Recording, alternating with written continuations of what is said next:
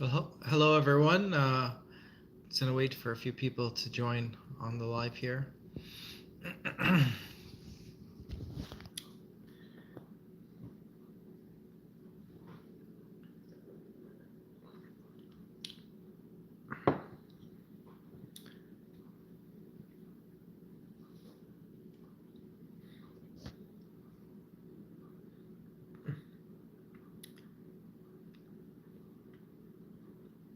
Not sure if anyone's gonna be joining. Um, I don't really do lives as often since 2020, and my channel received a few strikes. So, not sure how far my outreach is still on YouTube. But the reason why I wanted to come up on the live here is to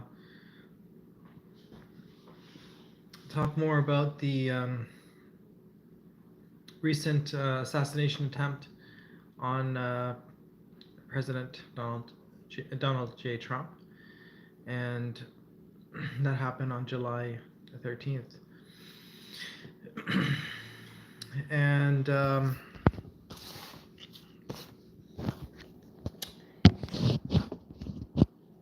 okay, sorry, I'm shaking this phone here, but one of the main reasons why I wanted to do this live is because, again, on social media, whether it be Instagram, Facebook, on X, and other platforms, TikTok, there's this common notion that the event that happened on July 13th, the assassination attempt on President Trump's life, was was somewhat staged, or it was staged, and that there's a common theme, like since COVID, even prior to COVID, but since COVID came in and all the mandates, lockdowns, and President Donald Trump was propping up Dr. Fauci and Dr. Birx and allowing them a platform to pass their thoughts and ideas and beliefs and recommendations, that Donald Trump is actually part of the deep state, part of the 1%, the Bilderberg, and that all of the people around him are operatives. And I want to set things clear because I'm not in that park. I'm not in that kind of group and that thought process. And I've had many thoughts and many times that I've spent with myself thinking and analyzing and understanding his motives and watching his speeches, watching his rallies, watching his choices. Maybe at one point during COVID, I believe that he may be a hack, and that is the only reason why. The only reason why I believe that was that he propped up the shot, the COVID-19 vaccine, and he recommended it. Although prior to that, he had discussions with RFK Jr. On opening an investigation and unit to investigate all vaccines, all the childhood vaccines across the United States. So I lost some trust in President Trump, because I agree with him on everything that he's promoting, on all of the securing the borders, on rebuilding the American economy, on strengthening relationships across the world, everything except for his propping up of the vaccine. And that was my personal belief from my research. Maybe he maybe at that time there was some misinformation, and on both sides, whether it be the dangers, exact dangers, or even the safety of these jabs. But the man is legit, And the reason why I'm saying that is there's a group in the freedom movement across the world, across Canada and United States and Europe, in the MAGA movement that believe, and not maybe split offing from MAGA, but they believe that Trump is a hack and being propped by the deep state, and that whatever happened on July 13th, the assassination attempt, was a hoax or staged event.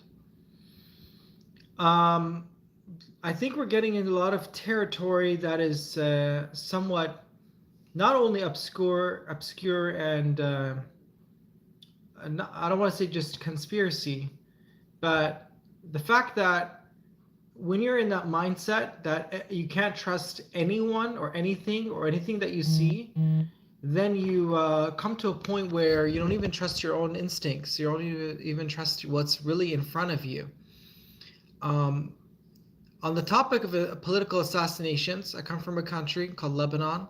If you may have heard of it, we had a ravaging civil war since 1975.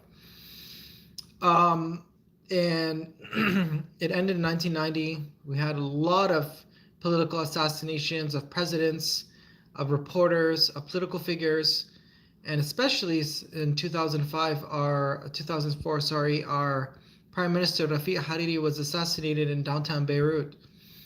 I'm just giving you a very small example of Lebanon, a very small country. You probably cannot find it on the map. It's a dot on the atlas. And Lebanon is mentioned over 55 times in the Bible, whether it be in the Old Testament or in the New Testament. So to me, and to many millions around the world, Lebanon is a holy land, is a land of God, is a land of saints, a land of where Christ did one of his first miracles, the miracle of Cana, where he turned the water into wine. And a country that small, with that much geographic size and conflict, turmoil at the modern times, with multiple religions, big religions, Sunni Islam, Shia Islam, and Druze and Christians, Maronite mainly, having so much conflict. Yes, watching the videos back in the early 70s and the 75s, I can see signs of secret societies. I can see signs of globalists and the globalist hacks and globalist forces working in Lebanon to destabilize the region, to bring about mass migration of people. So as you know, probably, or if you don't know, we have in Lebanon over 600,000, probably much more now, Palestinian refugees when the state of Israel was created, and the 3-day wars happened with the Arab states, and Israel won in all of those wars. The Palestinians became a people without a land, and they followed a leader called Yasser Arafat, who initially went to Jordan to try to mobilize the Jordanian king to create a national and Arab Islamic resistance against Zionism, and was met with military force in Jordan. So he lost all of any influence he did have for whatever months he was there in Jordan, or years, and he was then exiled from out of Jordan, and he came and resided in Lebanon, a very small country, 10,452 kilometers squared, with political conflicts due to ethnicity. And as in Lebanon, at that time, we had almost 50% of the population Christian and 50% of the population Muslim. So many leaders propped up, many political figures, and they were assassinated. One of the most prominent figures was President Bashir Jumayyin, who talked very similar talk points to President Donald Trump in terms of sovereignty, unity, independence, freedom. Number one thing: freedom of religion, freedom of expression, freedom and capitalistic views. He believed in unity of the country under one banner, under one Lebanon, single independence. And he was assassinated after 21 days of presidency in 1982. So the fact that can I come and say, oh, that was a staged event? Yes, sitting at my home in front of a TV, not being there and witnessing. Yeah, I can sit down and analyze and many things. I can say he even went up to Mars. He wasn't assassinated, or he was maybe kidnapped and sent to another island, maybe to Cuba or something. But the fact of the matter is, what the person believes in, what he's been speaking, what he's been promoting, what he's been fighting for, and the amount of persecution and attacks, vicious attacks, media attacks, assaults on his family, death threats to his family, death threats to his own life, and then an actual attempted assassination. So we have to understand that, yeah, like I can sit here and analyze and be conspiratory all you want. I can even talk about aliens. I can talk about entities. I can talk about many things. But the fact of the matter is, when we come to a point where an assassination does happen, and let's look at the fact, Donald J. Trump, this is clearly a man that was bewildered when he got shot. He didn't know what was happening. You could see that this man was speaking, and then just like in a glimpse or pressure or vibration of some sort, the bullet passed his ear. He realized at the moment when he touched his ear that this is what's happening. He's being shot at. Fell to the ground. He got up. This is not an actor. This is not acting. Acting is the portrayal of reality. The good actor is someone who can portray reality correctly. So if you want to call Donald Trump an actor, that he got up from the ground, was bewildered, shaken, blood coming from his ear, blood coming on his face, didn't know what to do, didn't know maybe where he was at that point. That usually happens when you're in a sudden shock. That first glimpse of a second, you don't know where you are or what's happening around you. And then you realize, okay, with the collection of thoughts of what happened, was complying with the orders from the Secret Service. You could see that he was following what they were telling him. And they themselves were, of course, because of the lack of experience, the lack of organization, or who these people exactly were at that point. If all of them were Secret Service or some of them, that's to be further in the investigation. The fact that he got up and he was actually, when he recollected his self, understood what was the situation and was complying with them. You could see that he was walking with them. He was listening to their orders. Then it came to him full recognition of what's happening around him, that there was an assassination attempt on his life. He decided to push the surface.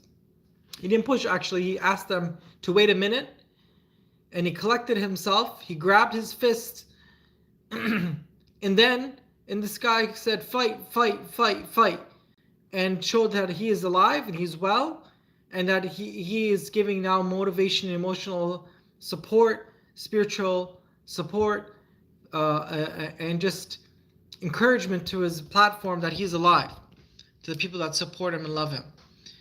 So, is it acting? If it's acting, it is a really, really, really good acting. Better than any Hollywood actor I've ever seen. If that was an acting event or an event that's been staged. Following that, going to the hospital, when we arrived to the hospital, is this a man that's staging an event? Is this a man that's acting? Going to the hospital, he has his blood coming from his face. He's just been shot. So that's the second thing. Him going to the hospital, physical hospital. He didn't go to university. He didn't go to a college. He didn't go somewhere out of sight. He came to a place that is inside of the public, where the public actually recorded him on social media and on their phones. Multiple people. They got up, they started clapping for President Donald Trump. Is this someone who's acting and going in and just been shot, raveled? He is extremely now in a state of trying to understand what's happened and what did happen. He wasn't being overly expressive at that point in the hospital. And on the third note, when he came to the RNC